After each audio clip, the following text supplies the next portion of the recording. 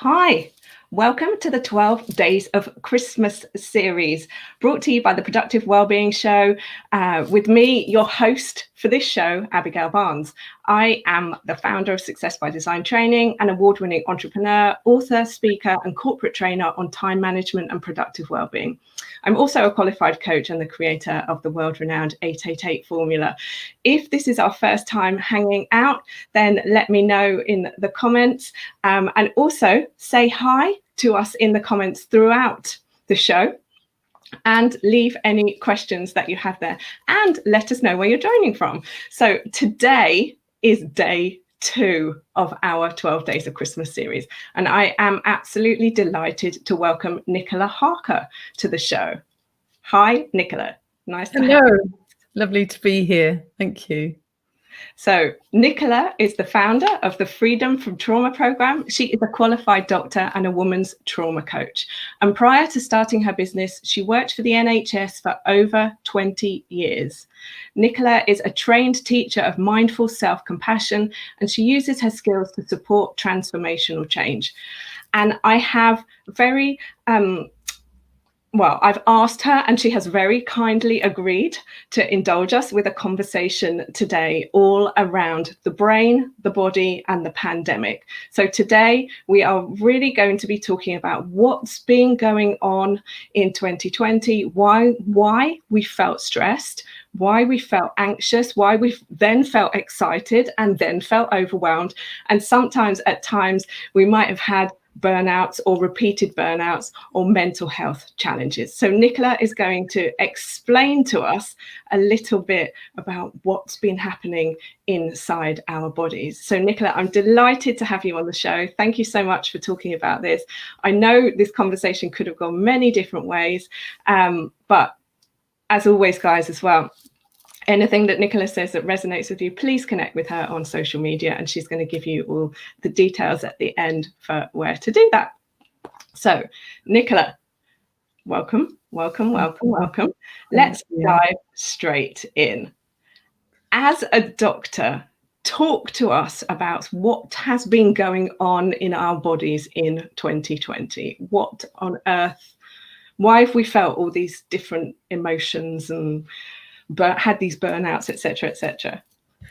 It's massively confusing, isn't it? The different ways that this pandemic has been affecting different people. But actually, the root of all of those different behaviours that may have been coming up, or the experiences that people have been having, is in the way that our brains are hardwired. And our primitive brain, if we look back through evolution, has a very powerful threat system.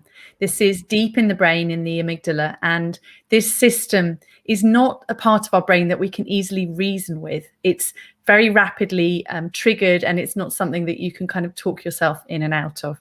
So the amygdala triggers this threat response when we are feeling uncertain, when we're feeling under threat, when we're scared that we might actually become unwell. And the way that the threat system operates is it can have different ways of reacting. So most people will have heard of fight and flight. So the feeling irritable, feeling perhaps stressed with other people about their response to the pandemic, those kind of grumpy feelings that can come up is the fight part. And the flight, that sense of anxiety, that sense of not being able to cope with the world, is also part of the response, the threat response. But there are other aspects to the threat response that are perhaps less well known to your listeners. So there's the freeze, and there's also the flop. So the hormones that are released as part of the fight, flight, freeze, and flop reaction can make you feel like you can't make any decisions, can make you feel like you're just procrastinating over anything that's difficult in your life. You may have felt your world kind of feel as if it's shrinking, not just physically because we couldn't go out, but also in terms of what you could cope with on a day-to-day basis. You may have just felt like retreating under the duvet. So that's this kind of threat response that's been, if we're honest, it's probably been firing quite a lot for most of us for most of this year. And every time we go on social media or we watch the news, we're triggering ourselves again. And we have to be really conscious and aware of the fact that you can aggravate that threat response by looking at social media and exposing yourself to too much news of things that you just can't influence, the things you can't do anything about. Wow, guys, I'm loving this. Sorry to interrupt you, Nicola. If you are loving this too, let us know in the comments. If anything Nicola is saying to you is resonating, I love this fight, and flop, because I think this is what a lot of us have been finding has happened. And is this because the adrenaline that's coming into our body? And what happens with adrenaline then? Yeah, it's quite a complex system, but absolutely, when you have this threat response kicking off, you release cortisol and adrenaline. And there's also parts of your nervous system, the sympathetic nervous system, the vagus nerve, they're all part of this whole process. So you might feel like your heart was a bit fluttery, or you're having palpitations, so you can feel it physically. You might feel it in your digestion, because actually this emotional system is also very related to your digestive system. So your appetite may have changed. You might have found yourself craving comfort foods, or just not digesting particularly well and feeling low in energy.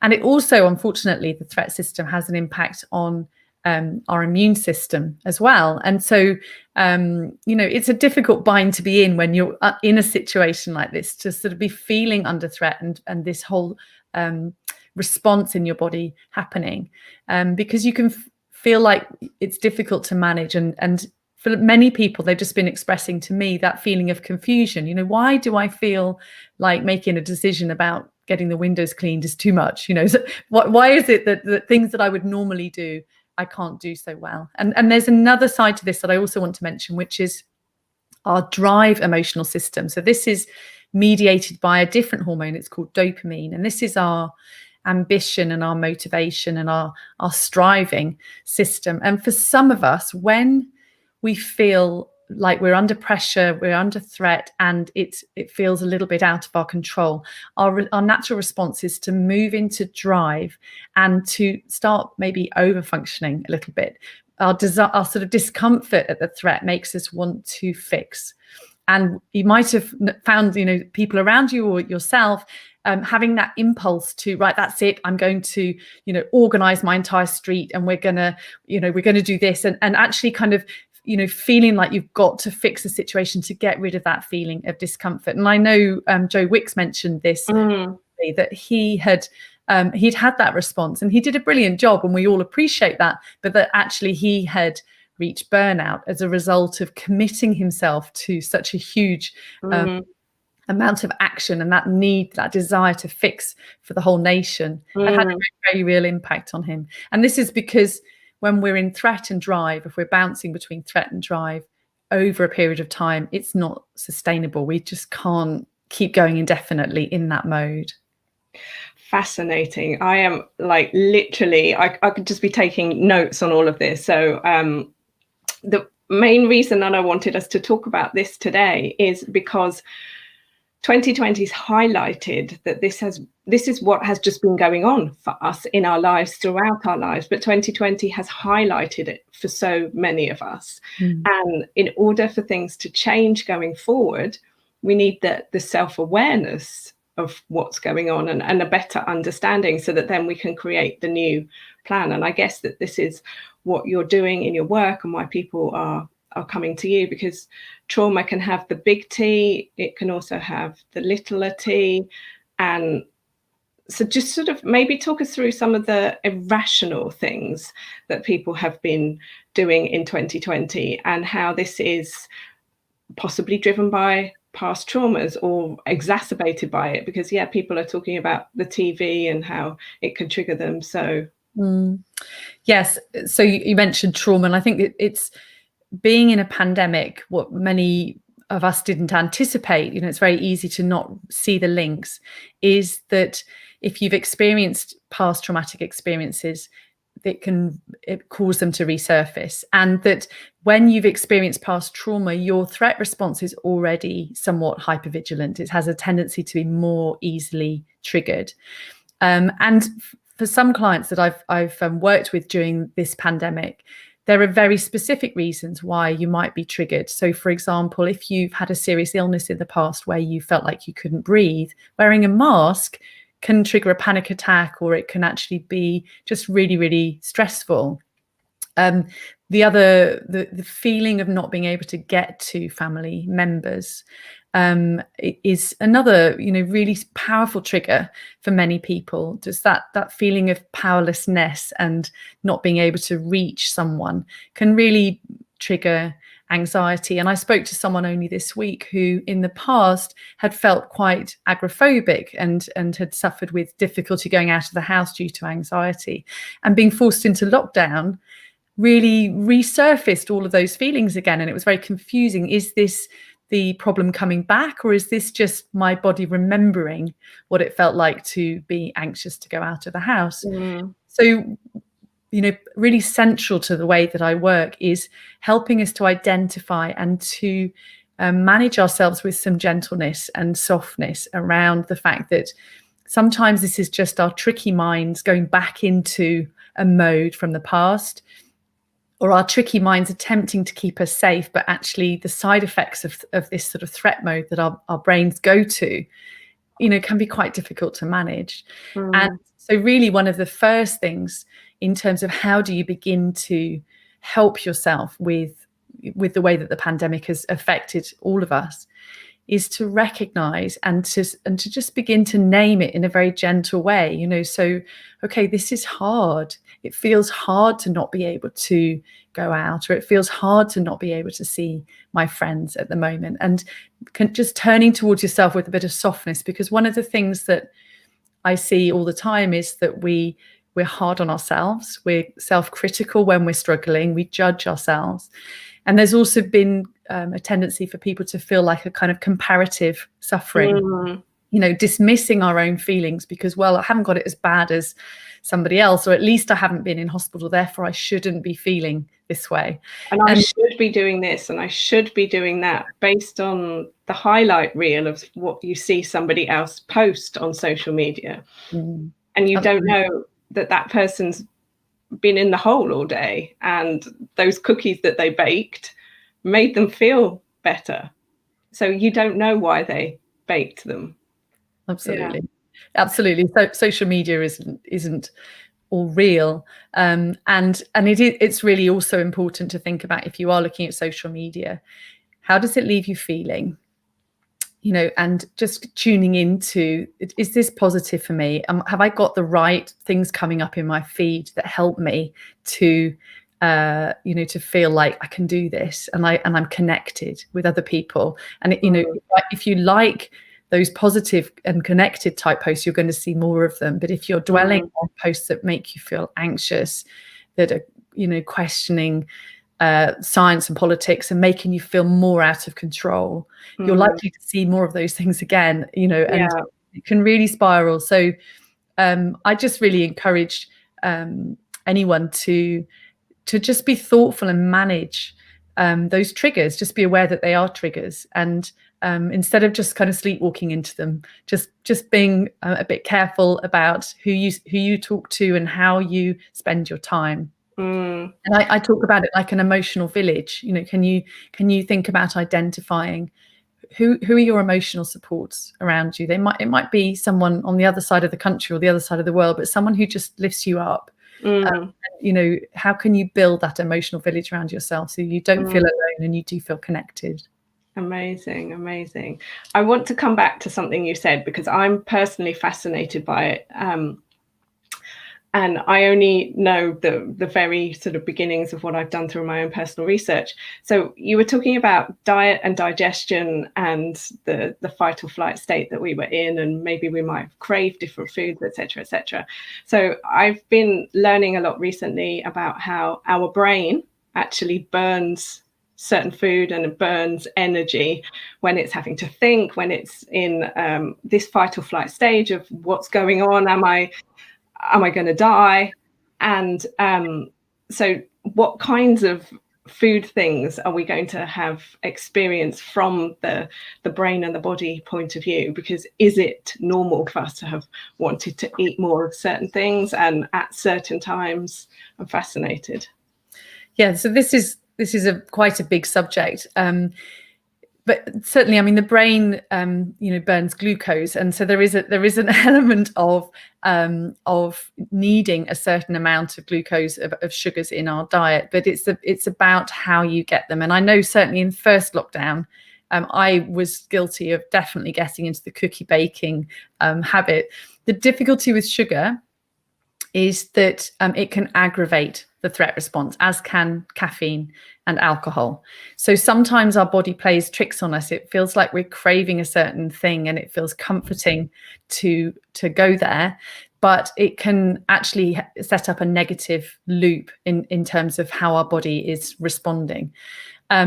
But so in the winter time, there's a few things that you can think about, and I'm going to talk a little bit about how we can take ourselves out of threat mode, if you'd like me to. Yeah, so that's my next question. Yeah, so I'll come to that. But in terms of foods, one of the things that you can think about is what feels comforting but also nourishing.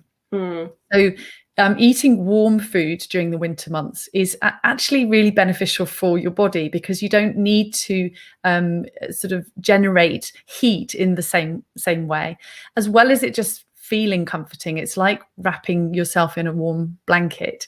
So actually things like warm soups and stews and curries, whatever it is that you like to eat, are actually really beneficial and also nourishing. So it's thinking about different colors of fruit and vegetables that you can include, and also thinking about things that release the energy that you need, but in a slower, more sustained way. Because the difficulty with chocolate, and I love chocolate, but if you have a big amount of anything that's really sweet, is that it triggers release of insulin. You have a spike of sugar going up, and then you come straight back down again. So you have that burst of energy, but it doesn't stay with you, and it can make you feel really flat and low. So nutrition is such a big area. We probably could talk. We've had a nutritionist on before, so it's fascinating. But it's fascinating to talk to a doctor from the medical side of it. I have, since sort of conversations with people and books, become very interested in Ayurvedic diet and how to eat sort of what is a warm food, what is a cool food, and it's not necessarily hot. So for example, my breakfast this morning was chickpeas and sweet corn, and I heated them. So it's like baked beans, but without the sugar of the baked bean sauce. So I just used olive oil instead. And I find that if I eat things like this, it releases the energy slowly. But if I had, say, the other day, I was like, oh, it's winter now, I should have porridge, big bowl of porridge, hour later, fast asleep. Yeah, exactly. So it's just understanding. And I think this is what I will always say to any audience or anyone I ever speak to: become the investigator of your own life. Keep a journal, notice, and this is what Nicola's saying, notice how these things make you feel. And if it doesn't make you feel good, your job then is to do less of it, and also to spot when your brain is trying to trick you. So let's talk then about the state that we have been in this year. Let's talk about what that means over the long term if we weren't to make any changes or try to consciously do different things. What would actually be happening to our mental health, our physical health going into 2021? Yeah, so being on alert over a sustained period of time is exhausting. So in a nutshell, that you might be feeling active and jittery in the short term, but in the long term, it's very, very tiring. And as I mentioned before, it also, unfortunately, being in threat mode for a sustained period of time also impacts your immune system. So learning some strategies to soothe and come out of threat mode is beneficial for the immune system, which during a pandemic feels like a really good idea. Your digestion, if your digestion is being impacted because you're feeling very stressed, which it will be, then again, you're not actually getting the nutrients and the energy from your food in a particularly efficient way. And that can make you feel very sluggish. Things like if we're not exercising, our muscle tone goes down and it becomes more difficult. Our stamina goes down and things like that. And my personal experience of spending share a bit about your story and how you came to do what you do. Yeah, so I was a GP. I was working too hard for a very long period of time, and I was also really adept, if you use that word not necessarily quite correctly, at spending my time bouncing in and out of threat and drive mode. It was my mode was huge tsunami of work, arriving on a Monday morning, roll up my sleeves, be the best team player that I possibly could, and work really, really hard to get through to the end of the day. And I would feel exhausted, barely able to speak at the end of my working day. And it would, if I worked on a Monday, I wouldn't feel like I recovered until Wednesday or Thursday. It was constantly accumulating fatigue and stress. But it never occurred to me that I would become burnt out. It never occurred to me that my ways of working were not sustainable. I was quite disconnected from my body. I expected my body to just do whatever I expected. And, if I was trying to survive on tea and biscuits rather than eating properly, I didn't think about that at all. Even though I was a doctor, I was too busy focusing on what I was giving out and not thinking about myself. And eventually I found myself heading into burnout. And what it felt like, which in some ways I think the pandemic has been a bit like this for lots of people, was that it was almost like my vision became like tunnel vision, that I couldn't look left and right.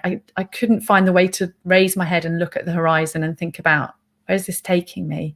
I was just firefighting and I felt like I was really having to kind of beat myself up to get through each day. I wasn't depressed. Away from work, I was fine, but it was like being in a tunnel or heading down a deep, dark well.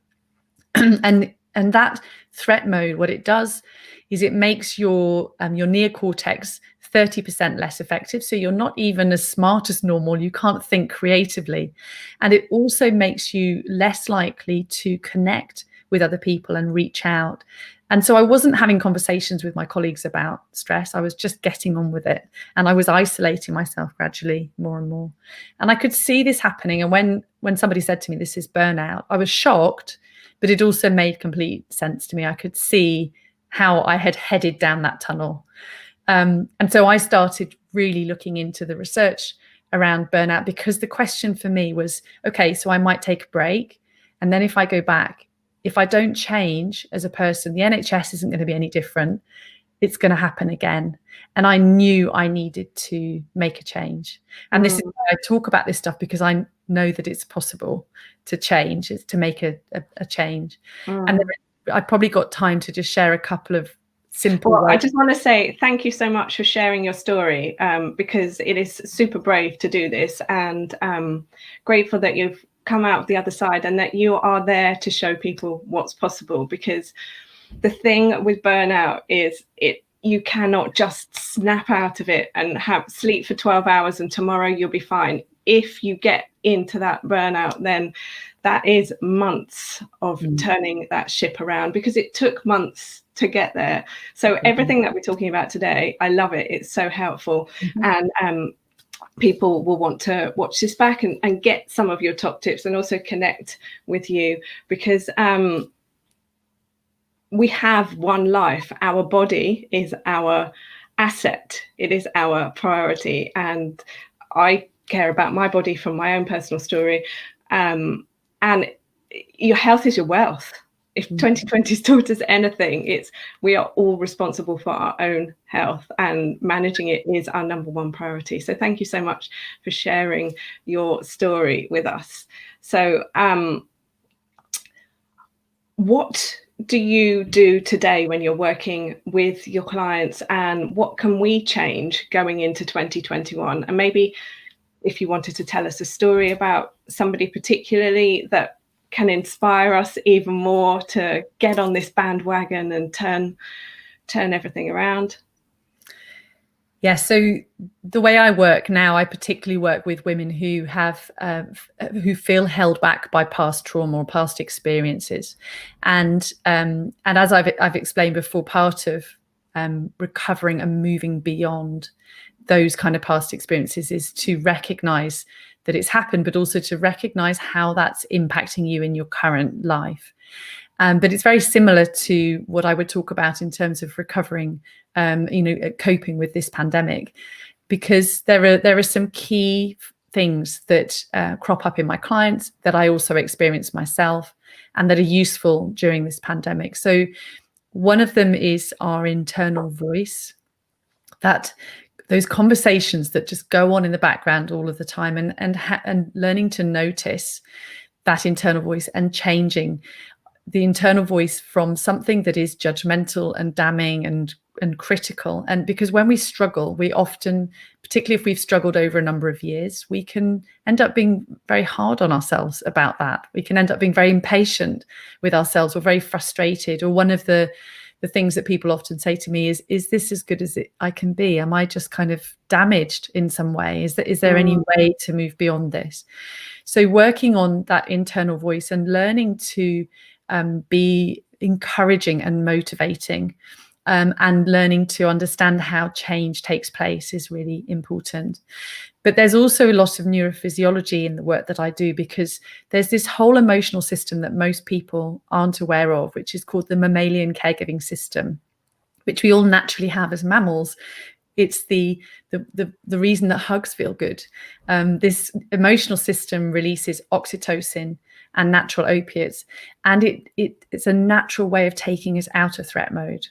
So I help my clients to understand how they can harness their neurophysiology to calm down that hypervigilant threat mode, to find ways to manage that tricky mind. Our brains are hardwired for survival rather than happiness. But how do you change that? How do you change that wiring and that mindset, and those little methods that you can use to just calm down that threat mode? And you do that through the way that you speak to yourself, through visualization. You can also, just a really simple thing for your listeners that you can do, which is that a 20-second hug is enough to release oxytocin.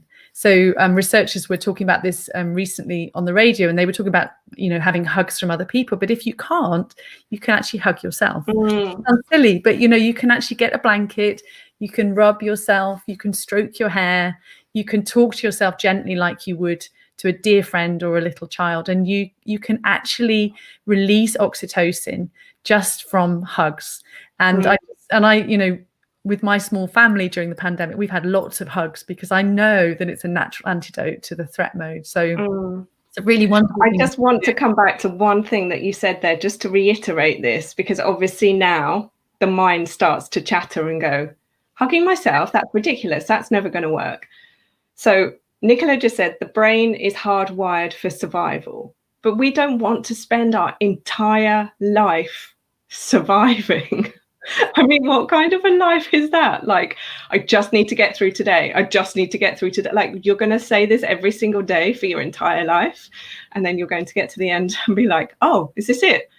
So please, if you take away anything from this, take away that in order to thrive in your life rather than survive in your life, you're going to have to try things that might make the cynical brain feel a little bit dismissive of it, like it's weird. But the weird things, they work. And then here's an interesting question: why do we think the things that are normal aren't weird? And I really feel like going into 2021, more and more people are going to be looking at the things that we used to do and saying, that's weird. And future generations are going to say, I can't believe they had a conversation about this and they didn't realize that this is what was going on. Like, crazy. Yeah. So thank you so much for your time today, Nicola. We could talk on and on about this, but where can the audience find out more about you? Where can we consume more of your training, more of your content? So I'm on all platforms, but one of the things that I do is 3 times a week I go live on Facebook. It's usually 9 o'clock in the morning, sometimes different times. But you can find me there, and you can see lots of videos, lots of free content that I share with you, lots of techniques, lots of thought-provoking ideas, things that you can go away and use to challenge and to help yourself. And I love to have conversations with my audience on there. So you can send me questions that I can help you with. I can, make my next live answer your questions specifically if there's something that's come up for you from this training. So I really love to do that. Amazing. So search Nicola Harker on Facebook and you will find her and get access to all of that, because we change our lives by changing. And 2020 has been the year of constant change, which maybe has been a little bit too much change, but we're here to evolve and to grow. So don't run away from that. Nicola, thank you so much. Guys, thank you so much for being with us live. If you're catching up on the replay, we've had a global audience today. We've even got Adelaide, Australia tuning in. So this is so awesome. And people from all around Europe and all around the UK as well. So hello to everyone who has been with us live. And if you're watching on replay, let us know where you've joined us from on replay. Now, tomorrow is day 3 of the show, and tomorrow we are speaking to a friend of mine called Imran, and Imran is going to talk to us all about his business and how he started his business. And so his business is a vegan sweet company, and you are going to love his story and love the journey of where he was and where they are now. And you're also going to love their sweets as well, because sometimes we need sugar, but we just need to know where it's come from in the right way. So you can tune in for that at 11 a.m. If you have missed any of the episodes, you can always find them on our YouTube channel and you can watch on the replay.